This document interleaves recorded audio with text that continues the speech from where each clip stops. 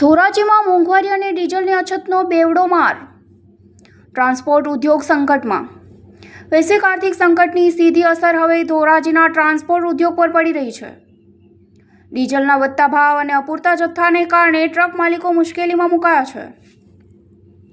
પરિવહન સેવા ખોરવાતા માત્ર ટ્રાન્સપોર્ટ સંચાલકો જ નહીં પણ રોજગારી માટે બહારથી આવેલા શ્રમિકોની સ્થિતિ પણ કફોડી બની છે.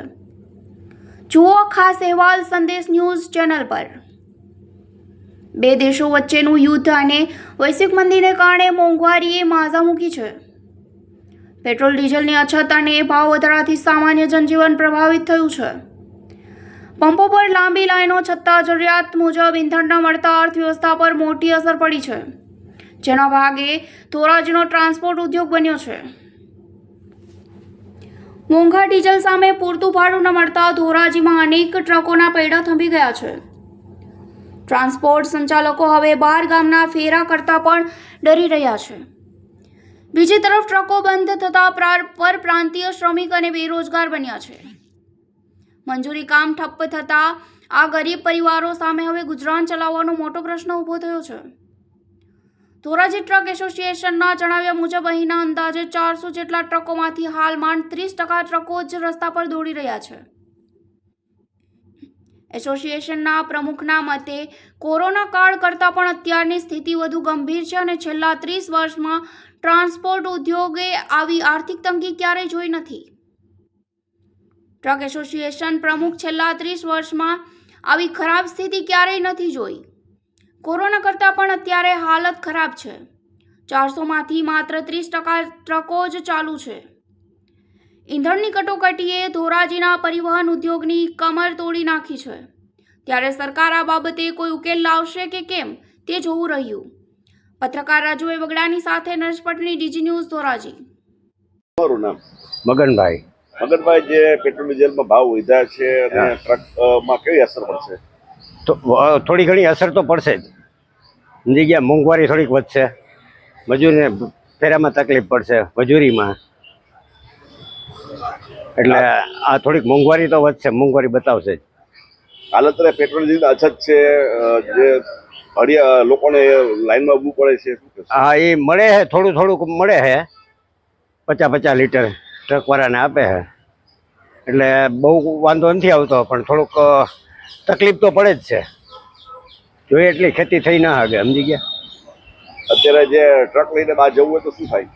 બહાર તો જોખમ રહીએ, બહાર લાંબામાં ના જઈ શકે. શું તમારી માંગણી? રેગ્યુલર મળી શકે એવું ડીઝલ. સરકાર પાસે એવી માગણી કરી કે રેગ્યુલર ડીઝલ મળી શકે એવું. कमलेश कुमार यादव।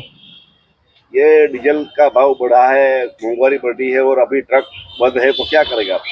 हमारा ट्रक बंद है, मजदूरी काम करने चलता ही नहीं है, हमें डीजल बढ़ गया है तो फिर दिक्कत होती है। काम कभी एक फेरा, कभी फेरा ही नहीं होता, गाड़ी ही बंद रहती है तो फिर हमको राशन लाने में दिक्कत होता है, काम नहीं चलता है। तो आपको परिवार में गुजरान में कैसी तकलीफ पड़ती है? जब काम ही नहीं चलेगा तो फिर पैसा कहाँ घर पर कैसे भेजेंगे हम? ट्रक बंद है अभी डीजल के लिए, तो आपको ये बेचना पड़ता है, क्या दिक्कत आती है? जब डीजल ही नहीं मिलता ट्रक तो बंद ही रहेगा।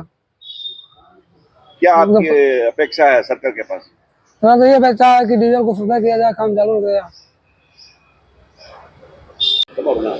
મારું નામ રમેશભાઈ થેસિયા, ધોરાજી તાલુકા ટ્રક એસોસિએશન પ્રમુખ શ્રી.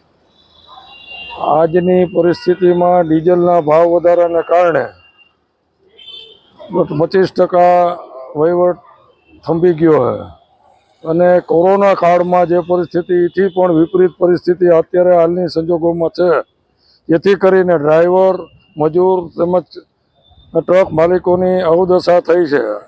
સરકારને નમ્ર વિનંતી છે કે આ અવદશામાંથી વ્યવસ્થિત ડીઝલ પેટ્રોલ મળે એવી વ્યવસ્થા કરે અને ભાવ વધારો પાછો ખેંચે, જેથી કરીને મોંઘવારીએ માજા મૂકી છે એ મોંઘવારી હટે. કારણ કે ડીઝલને કારણે મોંઘવારી વધી છે. બહાર ટ્રક મોકલી શકાતા નથી, કારણ કે ત્યાં ડીઝલ મળે ન મળે, ડ્રાઈવરની હાલાકી વધી જાય. એને કારણે અમે બહારનું ભાડું બાંધી શકતા નથી, જેને કારણે આજના ધોરાજીની અંદર માંડ 20 થી 25 ટ્રક ચાલુ છે, 75% નુકસાની છે.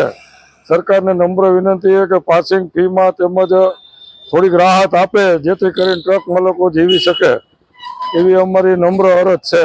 આ ડીઝલ બાબતનું અમારા અખિલ ગુજરાત ટ્રક ટ્રાન્સપોર્ટ એસોસિએશનના પ્રમુખ શ્રી વાસણભાઈ આહિરે પણ સરકારને આજથી 5 દિવસ પહેલા તાકીદ કરી હતી કે ભાઈ આ વ્યવસ્થા કરો, લાઇનમાં ઊભા રહીએ, 2 કલાકે ડીઝલ નથી મળતું. અને આ વધારે પરિસ્થિતિ સૌરાષ્ટ્ર કચ્છમાં ખરાબ છે. હાલ અત્યારે ધોરાજી તાલુકા ટ્રક એસોસિએશનમાં કેટલા ટ્રકો હશે ને કેટલા? ધોરાજીમાં અંદાજે 400 ટ્રકો છે, એમાંથી અત્યારે 30% ટ્રકો ચાલુ છે, 50 ટ્રકો માંડ ચાલુ હોય છે. હાલમાં પરિસ્થિતિ એકદમ ગંભીર છે અને આવી પરિસ્થિતિ અમારે 30 વર્ષમાં અમે કોઈ દી જોઈ નથી.